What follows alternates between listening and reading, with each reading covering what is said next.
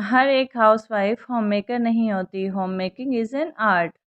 इस आर्ट में कोई तो कामयाब रहता है, कर तो सभी रहे होते हैं, लेकिन कोई-कोई कामयाब रहता है। उसके तरीके और सलीके से हमें पता चलता है कि होम मेकिंग ना सिर्फ़ एक जॉब है, बल्कि एक आर्ट है। तो आज की वीडियो में आप लोगों को देखने को मिलेगा मेरी क्लीनिंग रूटीन, किस तरह मैं अपनी क्लीनिंग करती हूँ, किस तरह मैं मॉपिंग करती हूँ। इसके साथ-साथ मैंने आज बनाया था घी और उसकी तरकीब आप लोगों को बताऊँगी। क्योंकि ईद भी आने वाली है, तो फिर से ईद की तैयारियां भी स्टार्ट हो चुकी हैं। क्यों तो चलेंगे स्टार्ट करते हैं। अस्सलाम वालेकुम गाइस, कैसे हैं आप सब लोग? उम्मीद करती हूँ आप सब लोग ठीक ठाक होंगे। मैं भी ठीक हूँ अल्हम्दुलिल्लाह।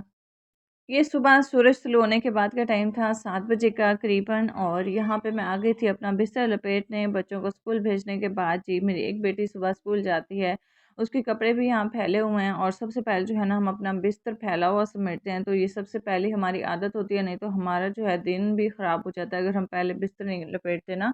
और इसके साथ ही कपड़े मैं अपनी बच्ची के संभाल रही थी कि मैं इसको जो है वो खूंटी पे लटका दूँ, ताकि वो आएगी और फिर ये कपड़े ना दोबारा से इस्त्री करने की ज़रूरत ही नहीं पड़ेगी। तो मैं इसको लेके जाके रखती हूँ।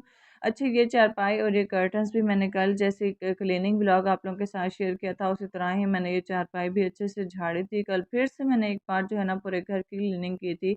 और यहाँ पे जी ड्रेसिंग टेबल पे यहाँ पे ये जो प्लांटर मैंने रखा हुआ है, पहले मैंने किचन में रखा हुआ था, वहाँ पे सूटेबल नहीं लग रहा था तो मैंने यहाँ रख दिया, लेकिन ये रूम में भी अच्छा लग रहा था मेरी ड्रेसिंग पे, इस वजह से मैंने इसे यहाँ रख दिया था। और इसके साथ ही एक दो मेडिसिन जो डेली बेसिस पे जो बच्चों के यूज़ में आ रही होती हैं, तो वो भी मैं क्लियर कर रही थी।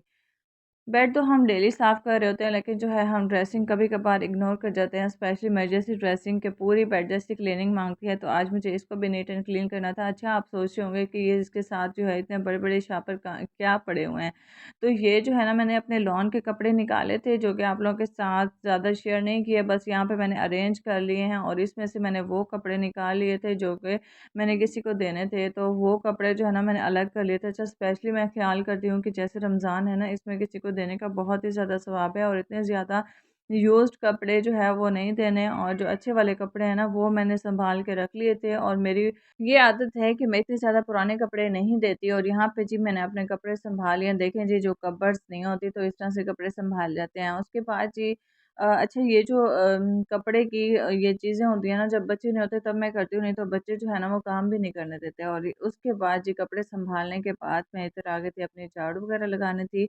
एक दिन मैं झाड़ू लगाती हूँ, एक दिन मतलब पूरे घर की सफाई करती हूँ, और दूसरे दिन जो है ना वो किचन की करती हूँ, बराबर ही जाता है। और सहन इतना बड़ा है माशाल्लाह, घर इतना बड़ा है, तो जैसे आप झाड़ू लगाते हैं ना, अच्छा बेड के नीचे से ज़रूर कभी-कभार हम 1-2 दिन भूल जाते हैं ना, तो फिर आप ना ज़रूर लगा दिया करें जब आपको टाइम हो, आपकी तबीयत, आपकी सेहत आपका साथ दे रही है। इसके बाद जी मैंने सारी जो है अपनी क्लीनिंग कर ली थी, उसके बाद ये मैं वाइपर आप लोगों के साथ शेयर कर रही हूँ। अच्छा, ये ना हमने दस्ती बनवाया था, हस्बैंड बनवा के लाए थे कहीं से ना, किसी को ऑर्डर किया था, और ये 1500 का मिला था। अब ना ये मुँह से उठाया नहीं जाता, इतना ज़्यादा वज़नी हो जाता है जब मैं इसको गीला करती हूँ ना, तो फिर इस तरह से उन्होंने मुझे सिखाया है कि तुम इसमें डालो और इसे लेके एक चक्कर ऐसे लगाओ, एक चक्कर ऐसे लगाओ।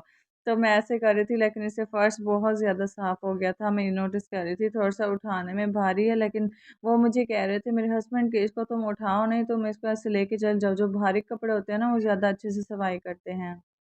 यहाँ पे जी मैंने अपने हस्बैंड के कपड़े प्रेस करने थे, क्योंकि लास्ट डे जो है ना वो फ्राइडे था, और फ्राइडे को जो है वो कपड़े तो हम मुसलमानों की वैसे ही वैसे रमज़ान चल रहा है ना, तो मैंने इनका अच्छा सा ड्रेस निकाल लिया था और मैं इसको प्रेस करने के लिए यहाँ पे आ गई थी। अच्छा, यहाँ पे कैमरा थोड़ा सा पीछे है, और मुझे रोटी की वजह से मेरी हालत ख़राब थी। क्लीनिंग क्योंकि पहले की थी, और उसके बाद जी मुझे नहीं पता चल रहा था कि एंगल कौन सा ठीक है कौन सा नहीं, तो यहाँ से ना थोड़ा सा मिस हो गया, तो उसके लिए सॉरी।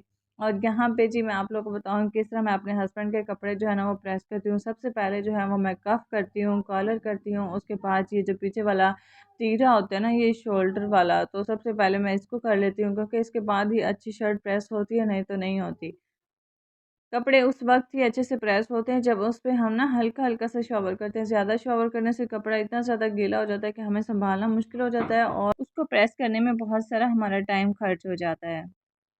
अच्छा, आज ना ये मैंने अपनी ड्रेसिंग टेबल का कवर चेंज किया है, वो यही है कि नीचे वैसे खेस तो पड़ा ही हुआ है, लेकिन ये जो आज मैंने कपड़े निकाले थे ना उसमें से ये सर्दियों के स्टफ़ वाला दुपट्टा था और इसका सूट जो है ना वो काफ़ी इस्तेमाल हो चुका है। तो मैं देख रही थी कि ये इधर मैंने इसको रखा ना तो बहुत प्यारा लग रहा था। इस तरह से आप कुछ भी अरेंज कर सकते हैं।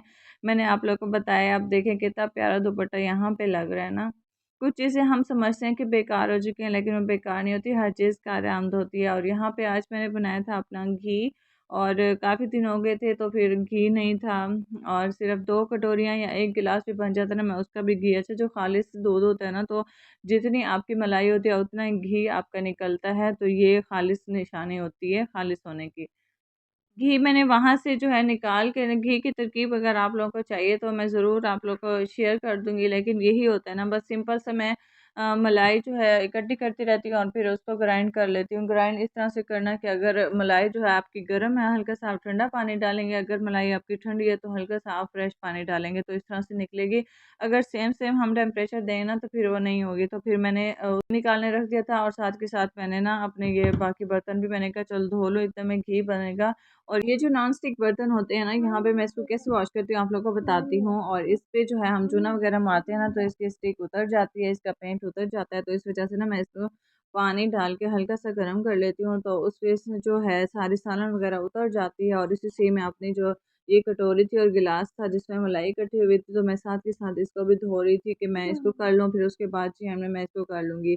और जो है बाकी जो बर्तनों का वेस्ट होता है ना, इसमें जैसे कि सालन लगी हुई है, तो इसको मैं इस बेसन के अंदर नहीं डालूँगी, इस वजह से हमारे बेसन के जो पाइप लाइन्स होती हैं ना, वो बंद हो जाती हैं। तो इस वजह से जो ख़ास-ख़ास और बड़ा-बड़ा जो मोटा-मोटा आइटम होता है ना कि जिससे आपके सिंक वग़ैरह बंद हो जाते हैं, तो उसको मैं बाहर ले जाती हूँ, कूड़े में डालती हूँ, जहाँ के पाइप्स बड़े होते हैं, तो ये बड़ी चीज़ होती है।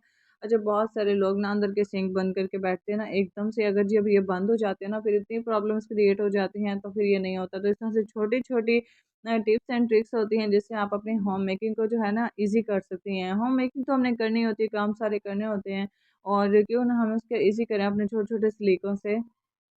तो जी, आप लोग बताएँ, रमज़ान कितना जल्दी गुज़र रहा है ना, बहुत ज़्यादा। और आप लोगों का रमज़ान कैसे चल रहा है? मेरा तो बहुत ही प्यारा गुज़र रहा है अल्हम्दुलिल्लाह से, और बहुत सारे जो है वो रोज़े गुज़र चुके हैं। चलें अल्हम्दुलिल्लाह, हमारे बहुत सारे रोज़े जो है, हमारा फ़र्ज़ जो है वो पूरा हो रहा है, तो ये खुशी की बात है। इसके साथ ही सिंक को साफ़ करके निकला करें। जब हम सिंक को एक दिन छोड़ रहे होते हैं ना, दूसरे दिन हमारा फिर से दिल कर रहा होता है कि हम आज भी छोड़ दें, लेकिन नहीं, इस तरह से हमारी आदत बनती है। एक दिन से थोड़ा-सा हम सुस्ती कर लें ना, तो नेक्स्ट डे भी हमारा वही दिल होता है कि आज भी हम ना करें। तो फिर सुस्ती करने से इस तरह छोटी-छोटी चीज़ें जो है ना, वो बढ़ती चली जाती है, और हमारे लिए काम के बड़े अंबार पैदा हो जाते हैं। और यहाँ पे जी एक घी की बॉटल जो उसको मैं धो रही थी, लास्ट टाइम मैंने इसमें घी डाल के रखा था, और यहाँ पे मेरा घी तकरीबन जो है बन चुका था। इसके बाद 15-20 मिनट अभी ज़रूरत है कि बिल्कुल ना आपका ऑयल जो है ऊपर निकल आता है। और उसके बाद जी इसमें भी मैंने गर्म पानी डाल दिया था, अपने जग में भी गर्म पानी मैंने डालने के लिए बॉयल कर लिया था, ताकि मैं इसको अच्छे से वॉश कर लूँ। इसको वॉश करके मैं सुखा के ना फिर इसमें घी डाल लेती हूँ। साथ के साथ जो आप काम कर रहे होते हैं ना, बाद में आपको फ़ील होता है काम में जी बड़ी बरकत हो गई है और काम बड़ी जल्दी हो गया है। तो अगर आप चीज़ों को छोड़ के चले जाएँ ना एक बार किचन में जब मैं घुसती हूँ तो किचन के सभी काम कंप्लीट कर लेती हूँ। जब बाकी घर को लगती हूँ ना, तो बाकी घर के कंप्लीट कर लेती हूँ। इसी तरह से जिस काम को आप चिपकते हैं ना, उसको आधा-अधूरा छोड़ के नहीं जाना, नहीं तो वो फिर रह जाता है। ओके जी, आई होप आप लोगों को मेरा व्लॉग पसंद आया होगा। पसंद आया तो लाइक कीजिएगा, शेयर कीजिएगा, और हाँ, कमेंट सेक्शन में कमेंट्स करना मत भूलिएगा। मिलेंगे नेक्स्ट वीडियो में। अभी तक के लिए अल्लाह हाफ़िज़, टाटा, बाय बाय। मुझे अपनी दुआओं में याद रखिएगा, अपना बहुत सारा ख्याल रखिएगा, और बच्चों को, बड़ों को मेरी तरफ से सलाम। अल्लाह हाफ़िज़।